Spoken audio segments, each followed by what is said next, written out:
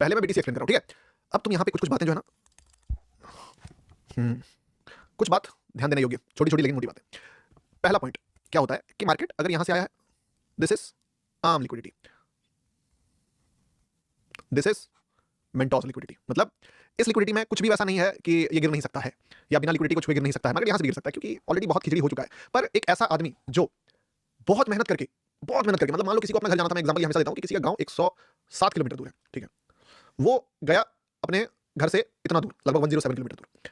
अब क्या हुआ कि उसको वापस घर आना था, पूरा दम लगाया उसने, पूरा दम लगाया, किसी तरह पैदल चल के उसको किसी जंगल में छोड़ दिया था लेके कि भाई तुम तो अब घर वापस ही नहीं आ पाएगा। लेकिन वो दम लगा के भटकते हुए कभी फिर पजल में फंस जा रहा, फिर दम लगा के उस जगह तक आ गया जहां से गांव उसका सिर्फ 3 किलोमीटर था, ठीक है। और अब जो है वो नीचे गिर रहा है, पर बार बार पुश कर रहा है ऊपर जाने का, नीचे गिर रहा है, पुश कर रहा है ऊपर जाने का। तो चूंकि ये 107 किलोमीटर ट्रेवल करके यहां तक गया है, तो इसका मतलब है कि बिना मकसद पूरा किए ये नहीं आएगा। रीजन, क्योंकि अगर इसको सच में गिरना होता लेवल से पहले, तो फिर ये इतना दूर आता ही नहीं, ये इसके नीचे वाले किसी लेवल्स को लेता और यहीं से गिर जाता या यहीं से गिर जाता। तो पहला जो सिग्नल होता है वो क्लियर हो गया कि मार्केट अगर जाएगा तो उस लेवल को अप्रोच करने जरूर जाएगा, ठीक है, क्योंकि काफी ज्यादा स्ट्रगल करके उतना ऊपर गया है। अगर वहां तक उसको नहीं जाना था तो ऑब्वियस बात है नीचे किसी लेवल से गिर जाता। अब दूसरा पॉइंट, आखिर इसी कैंडल में ऐसा क्या था कि एंट्री हुआ। अभी 3 सवाल का जवाब दूंगा मैं तुम्हारा। पहला सवाल का जवाब दूंगा कि, और देख लो जितने लोग नहीं देख रहे हो पहले लाइव देखो, ऐसा कुछ भी नहीं है, रिकॉर्डेड का ज्ञान है। लाइव में यहां पे एंट्री बोला हूं, यहां पे एग्जिट बोला हूं, वन वे मूव किया है, एकदम नीट एंड क्लीन डंके की चोट पे बोला हूं, कोई घुमाने फिराने वाला बात नहीं, ठीक है। तो जितने लोगों के पास लाइव बाद में देख रहे हो, समझ लो कोई क्लास चल रहा है, ट्रेड तो दिया किसको देख लिया, थोड़ा अपना दिमाग खोल कर रखो, ठीक है, सीख लो, फिर अभी ट्रेड भी दूंगा। अब ऐसा 3 सवाल क्या क्या है। पहला एंट्री बताऊंगा कि एंट्री यहां पे क्यों था, वाई एंट्री। दूसरा आंसर मैं देने वाला हूं कि ये इतना क्लियर कट मूव क्यों दिया, ठीक है।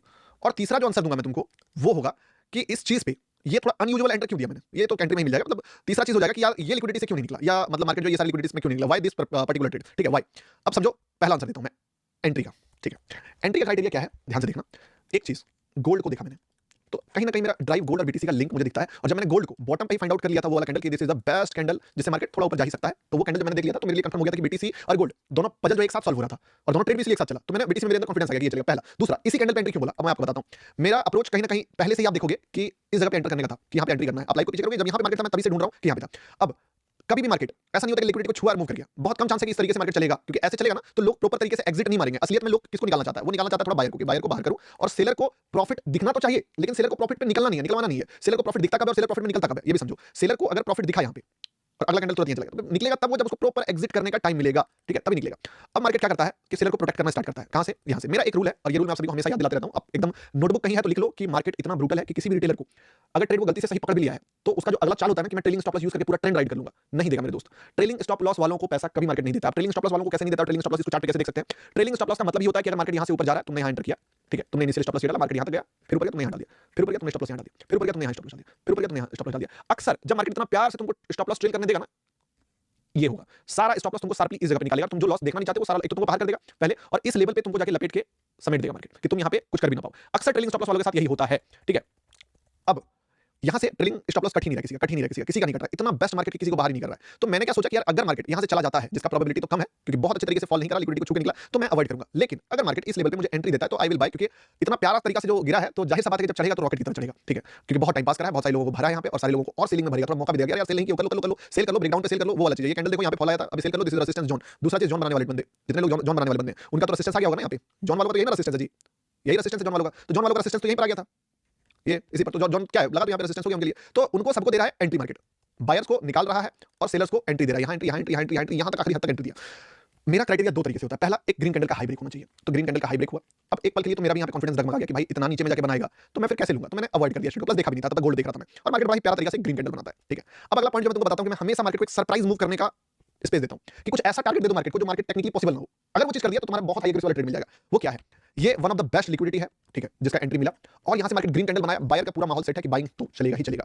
ये जो रेड कैंडल बन गया ना, दिस इज द बोल सकते हो कि वियर्डेस्ट वियर्ड थिंग बोलो, वियर्डेस्ट बोला प्रोनाउंस करना थोड़ा दिक्कत है। दिस इज द बोल सकते हो कि घटिया से घटिया कैंडल जो है, जो आप सोच सकते हो ये वही है कि इतना अच्छा सपोर्ट लेने के बाद, इतना बढ़िया मूव करने के बाद बर्बाद कर दिया। अब यहां से जो अगला कैंडल बनना चाहिए वो क्या बनना चाहिए, एक रेड कैंडल और इसका लो ब्रेक और फिर मार्केट सेल में चले जाना चाहिए। This is usual price action. मैं क्या देखता हूं कि चलो ग्रीन बना, वहां तक जायज है, ऊपर और अच्छा कैंडल बनाया, आल्सो गुड, सही है, बायर के लिए बहुत अच्छा बात है। इतना बड़ा रेड कैंडल बन गया, बायर का तो माहौल ही खत्म हो गया, शिट, सारे बायर ट्रैप हो गए, सारे बायर ट्रैप हो गए। अब ये क्या था, बायर ट्रैप हो गए, और जैसे ही बायर ट्रैप करके मार्केट आधा दूर चला गया, ये क्या हो गया, ये हो गया एक्चुअली में असलियत में बायर ट्रैप होके फिर से निकाल के अच्छे तरीके से मतलब प्रो बायर को भी ट्रैप कर दिया, ठीक है। और ये होना ही नहीं चाहिए कभी भी। लिक्विडिटी के पास कोई कैंडल अगर ऊपर इतना स्ट्रांग लेता है तो उसको ऐसे ऐसे करके चल जाना चाहिए। यहां पे जो ये रेड कैंडल बनाया, इसके बाद मार्केट को एटलीस्ट बुरा से बुरा अगला कैंडल जो है वो लो ही बनाना चाहिए, तभी मार्केट जो है बेसिक प्राइस एक्शन के अकॉर्डिंग चलता है। ये जो अजीब गरीब कैंडल बनाया ये वाला, इसके कारण मैंने यहां पे तुमको एग्रेसिवली एंट्री बोला कि तुम एंट्री करो। लाइव देखो कहां पे हम लोग लाइव, चलो देखते हैं। इस कैंडल में हाँ, बहुत सारे कमेंट्स आ गए मुझे पता है, क्योंकि आदमी जो होता है ना, उसके अंदर कीड़ा मरता कहाँ है वो? देखो, देखो, रुको, यस, देखना, ठीक है? ऐसा मत सोचना कि कोई उतना बॉटम पे एंट्री नहीं दे सकता है, वो फलाना-ढिमकाना, जो दे सकता है वो देता है। मैं उन लोगों के लिए लॉजिक बता रहा हूँ जिन्होंने 66 से 66 लाइक मैंने बोला कि मैं करूँगा, तब अब नो डाउट्स कि जब इतने लोग एंगेजिंग होते हैं तो व्यूअर्स यूट्यूब पुश करना शुरू कर देता है। उसके कारण क्या होता है कि यहाँ पे आप नंबर देखे हुए, जब ट्रेड हम लोग मार रहे थे तब 8400 पीपल था। अभी जब मैं एक्सप्लेन कर रहा हूँ तो 9600 पीपल्स आ गया। अब जो 1500-1600 लोग नए आए होंगे उनको लग रहा है क्या बकवास चल रहा है। मैं मजबूर हूँ, मुझे उन 8400 पीपल्स के बारे में सोचना पड़ा, जिन्होंने लाइक करा, जिन्होंने लॉजिक करा। तो इसके कारण मैंने इस कैंडल पे आपको एंट्री बोला और टारगेट सीधा इधर-उधर नहीं, सीधा ऊपर का डेस्टिनी था, क्योंकि इस डेस्टिनी को भी मैंने कहीं न कहीं पहले ही मार्क करा था कि मैं डेस्टिनी जो है वो ये मान रहा हूँ। सर ये तो गोल्ड का था। एंट्री का क्राइटेरिया ये था, गोल्ड में भी एंट्री चला और डेस्टिनी कहाँ से आया? डेस्टिनी यहाँ से आया, जहाँ से मार्केट फॉल करा है। दैट इज द थिंग जिसके कारण ये ट्रेड बना था। समझ में आया? कितने लोगों को समझ में आया बताओ? लॉजिक तो बता दिया, समझ में आया आप लोगों को? हमें समझ रहा न्यू को छोड़, लेकिन क्या करें यार, मेरा मजबूरी समझो। मैं जब समझाने जाता हूं ना तो नए लोग ज्यादा आ जाते हैं, आप समझे? अब आप खुद ही देखिए नंबर से, यूट्यूब का गद्दारी है कि उनको तब नहीं भेजते जब लाइव है। अब वो लोग भी मतलब अगर आज चैनल देख लिए तो कल क्या करेंगे फिर कहीं और लाइव, तो मैं क्या कर सकता हूं? अब आप मुझे अगर फर्स्ट टाइम देख रहे हो और उसी टाइम देख रहे हो जब मैं चीजों को ब्रेक डाउन कर रहा हूं, जो करतब दिखा दिया उस आर्टिस्ट का आर्ट को ब्रेक डाउन कर रहा हूं, तो फिर आई कांट डू एनीथिंग। मैं जस्ट यही बोल सकता हूं कि या तो तुम पास्ट का चार्ट रेट देखो या तो फ्यूचर का चार्ट रेट देखना, जब मैं अगला कुछ और करूंगा।